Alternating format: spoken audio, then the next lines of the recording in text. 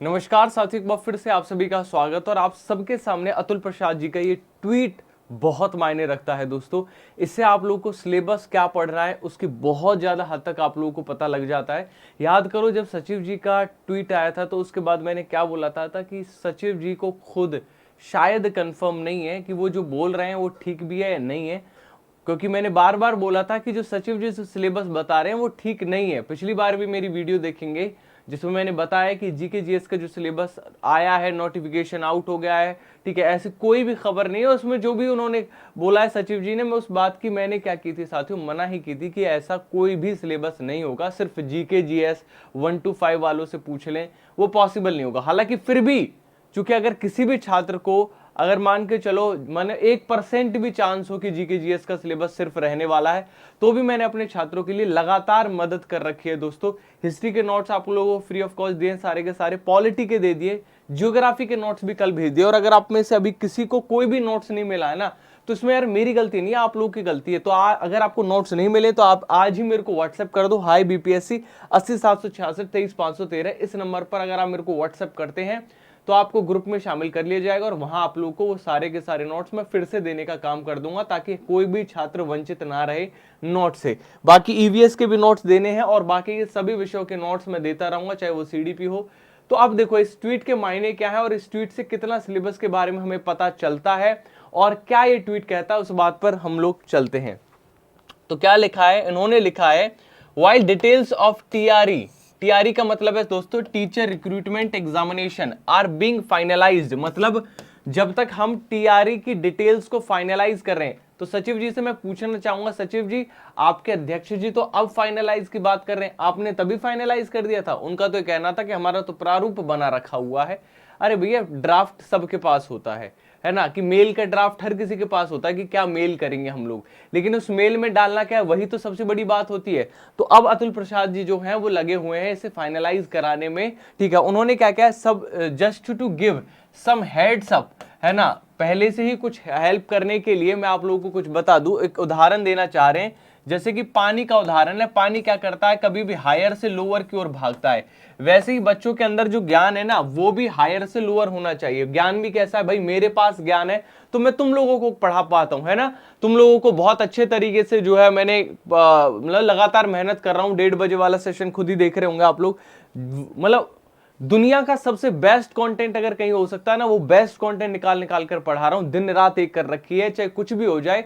मुझे ये है कि अगर कुछ भी देना, इस बार मुझे तुम टीचर बनाने, मुझे मैटर नहीं करता कि यार तुम पेड कोर्स खरीदो मत खरीदो, मैं लिटरली बता रहा हूं। बस मुझे एक चीज है, मुझे ऊपर वाले एक चीज दे दे कि तुम सब लोगों का सिलेक्शन हो जाए, तुम सब लोग खुश हो जाओ, बस इतना मुझे दे दे, मैं खुश हूं उसी में, ठीक है। क्योंकि उतना ज्यादा मतलब मेरे को मारा मारी नहीं है, और आप देखते भी होंगे मैं पढ़ाने में ज्यादा ध्यान रखता हूं, ठीक है। और अभी भी देखो फ्री नोट्स का भी बताया मैंने कि नोट्स अगर किसी को चाहिए तो फ्री ऑफ कॉस्ट नोट्स है, ले लीजिए, ठीक है। खैर आगे देखिए, यहां पर देखिए जैसे ज्ञान जो है वो हायर से लोअर की ओर बहता है, वैसे ही भैया जब टीचर नॉलेजेबल होगा दोस्त, तभी तो वो बच्चों को ज्ञान दे पाएगा, ये कह रहे हैं ना। साथ ही उन्होंने लिखा है teacher standard must be there for higher than their peoples, जो उसके छात्र हों उनसे तो ज्यादा स्टैंडर्ड होना चाहिए। और ऑब्वियसली बात है, यही बात मैंने आप लोगों से कही थी, याद करो कि जो 1 to 5 वाला सिलेबस है ना बेटा, वो पूरा पूछा जाएगा, लेकिन 6 से 8 के लेवल पर। अब आप कहोगे सर 6 से 8 के लेवल का मतलब क्या है, जैसे ईवीएस है यार, है ना, ईवीएस में सब्जेक्ट्स तो बहुत सारे आते हैं, साइंस भी आता है, ठीक है, ठीक है, एसएसटी भी आता है और ईवीएस भी आता है। अब ईवीएस में मान के चलो पेड़ संरक्षण की बात कर रहा है वो, तो ये नहीं है कि पेड़ संरक्षण में अगर उसने चिपको आंदोलन दे दिया तो चिपको आंदोलन पूछेगा। तुम्हें पता होना चाहिए कि चिपको आंदोलन के साथ ऐसा ही एक आंदोलन अपिक्को आंदोलन भी हुआ था, और चिपको आंदोलन में आपको अमृता देवी बिश्नोई जी का भी नाम याद होना चाहिए। राजस्थान में खिजड़ी के वृक्ष के बारे में आप लोगों को प्रॉपर पता होना चाहिए। तो वो पूरी की पूरी चीज जो है, ठीक है, आपको उसकी हिस्ट्री पॉलिटी ज्योग्राफी पता होनी चाहिए, तभी आप लोग समझ पाओगे। जैसे फॉर एग्जांपल मैं आपसे कहूं कि एक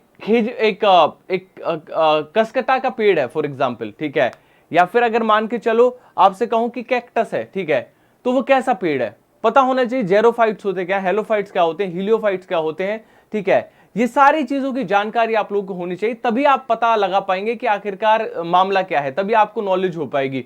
तो ओवरऑल मैं यही कहना चाहूंगा कि अगर आपकी एससीईआरटी की किताब जो कि मैंने आपको पढ़ा भी रहा था, अगर उसमें एक चीज लिखी है ना, जो अब मैं धागे खोल भी रहा हूं दोपहर 1:30 बजे वाली क्लास में, वो 10 धागे खोल के आपके पास में होने चाहिए, आपको पता होना चाहिए कि उसके मायने क्या है। तो सिलेबस की क्या लिखा है इन्होंने, so the test will be, मतलब टेस्ट विल बी मतलब डिफिकल्ट रहेगा टेस्ट आपका थोड़ा सा, बेशक even if the syllabus is same. Syllabus same का मतलब जो बच्चों के लिए जो सिलेबस होता है वही सिलेबस रहेगा, लेकिन उसका लेवल हायर रहेगा। अब लेवल हायर कितना भी हो सकता है, देखो दोस्तों बीपीएससी के लेवल की कोई बात नहीं है, ठीक है। बीपीएससी हमेशा से जो उसके एक्सपर्ट है, जो एग्जाम बनाते हैं, वो बहुत हायर लेवल का एग्जाम बनाते हैं, लेकिन उसमें घबराइएगा मत। इसका एग्जामिनेशन अगेन मैं कहूंगा टीचर जो आपका, देखो आज फाइनली वही बात साबित सच हो रही है नहीं हो रही है। लोगों ने आपको जीके जीएस के भ्रम में रखा कि जीके आएगी, बहुत सारी जीएस आएगी। मैंने तो पढ़ानी भी शुरू कर दी, मैंने तो ये हार मान ली थी ना सचिव जी के बयान के बाद। बेशक सचिव जी ने, मुझे पता था कि ये क्लियर नहीं है, लेकिन फिर भी पढ़ानी शुरू कर दी। क्यों? क्योंकि अगर 1% भी ऐसा चांस हुआ कि जीके जीएस आ गए पूरे पेपर में, तो कल को छात्र ये तो नहीं कह देंगे ना कि सर आप हमारे साथ नहीं खड़े थे, ठीक है। तो दोस्तों मैं अब भी जीके जीएस ईवीएस इनका कॉम्बिनेशन करके सिलेबस लेता रहूंगा, सेशन लेता रहूंगा, जब तक सिलेबस कंफर्म नहीं आ जाता, मतलब एक बार रिटर्न में नहीं आ जाता, जब तक के लिए जो जो अतुल प्रसाद जी के बयान के मायने वो ये निकलते हैं दोस्तों कि जो आपकी एससीईआरटी की किताब है, ठीक है, उन पर आधारित ही सिलेबस रहेगा, जो मैंने सबसे पहले मैंने आप लोगों को बताया था, है ना। और जीके जीएस पूरा पेपर जीके जीएस पर आधारित नहीं होगा, गणित भी होगी, सीडीपी भी होगी, ठीक है, सीडीपी भी होगी, गणित भी होगी, मैथ्स भी होगा, और साथ ही साथ ईवीएस भी होगा, ठीक है। बाकी के वही सब विषय जो आपके टीटी एग्जामिनेशन में पूछे जाते हैं वही होंगे, बस उनका लेवल थोड़ा ज्यादा होगा। जैसे कि आपने यूपी टेट के जो सुपर टेट एग्जामिनेशन होता है उसमें देखा भी होगा, भाई हायर लेवल का आता है पेपर, होता है 1 to 5 वालों पीआरटी वालों से। क्वेश्चन क्या पूछ लेते हैं बताओ, मोशन में पूछ लेते हैं, बताओ भैया कि वेलोसिटी का फॉर्मूला क्या है, मतलब वेलोसिटी वी वेक्टर निकलवा लेते हैं लोगों से, ठीक है। dv बाई dt भी निकलवाते देखा है मैंने, ds बाई dt भी निकलवाते देखा है। s का वेक्टर दे देंगे कि मान के चलो x square 3x² plus 4x plus में 5, तो आप पूछेंगे भैया बताओ वेलोसिटी क्या होगी, ds बाई dt निकाल के दो, ठीक है। तो मतलब ऐसे बहुत सारी चीजें हैं जो आप लोगों के dx यानी dt आएगा फिर यहाँ पे ना, अगर t यहाँ पर है तो, ठीक है। तो खैर मैं वो बता रहा था कि इस तरीके के ढेर सारे क्वेश्चंस हमारे यूपी सुपर टेट में पूछे गए थे। तो दोस्तों उस लेवल की तैयारी करने के लिए उस लेवल का टीचर का होना बहुत जरूरी है। मैं आप लोगों के साथ हूँ, मैंने एमएससी फिजिक्स की हुई है, साथ में डीएलएड की हुई है स्पेशल एजुकेशन से, बीएड की हुई है स्पेशल एजुकेशन से, ठीक है। 2 बार मैंने यूपी के जो टेट होता है वो एग्जामिनेशन निकाला। हरियाणा टेट इस पूरे के पूरे इंडिया का सबसे डिफिकल्ट टेस्ट होता है, लेवल 2 तक का एच टेट निकाल रखा है। और दोस्तों हरियाणा में एज अ स्पेशल एजुकेटर काम भी किया है, तो मेरे को बहुत आइडिया है कि टीचिंग एग्जाम्स कैसे बनाए जाते हैं। बहुत करीब से मैंने इन पूरी प्रोसेस को देखा और 6 साल से लगातार आप लोगों को पढ़ा भी रहा हूं, आप लोगों को पता भी होगा, ठीक है। तो दोस्तों इन सारी चीजों के साथ में, ठीक है, इन सारी चीजों के साथ में आप लोगों को बढ़िया नॉलेज देने का काम करूंगा। सपोर्ट करते रहिएगा आप लोग सुपर कोचिंग को, क्योंकि आप लोगों ने बिल्कुल धुआं उठा रखा है। और हाँ, अंत में मैं बता रहा हूं आप लोगों को, ऐसा हो ही नहीं सकता कि सिर्फ जीके जीएस आए।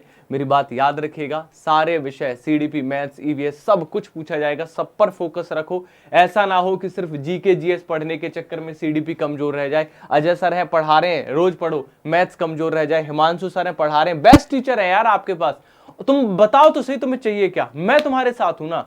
तुम नीचे लिखो कमेंट सेक्शन में, वो चीज तुम्हारे सामने हाजिर ना कर दूं तो मेरा नाम नहीं है। बताओ तुमसे मैंने बोला, तुमने मेरे से नोट्स मांगे, तुम्हें सारे नोट्स दिए नहीं दिए, बताओ।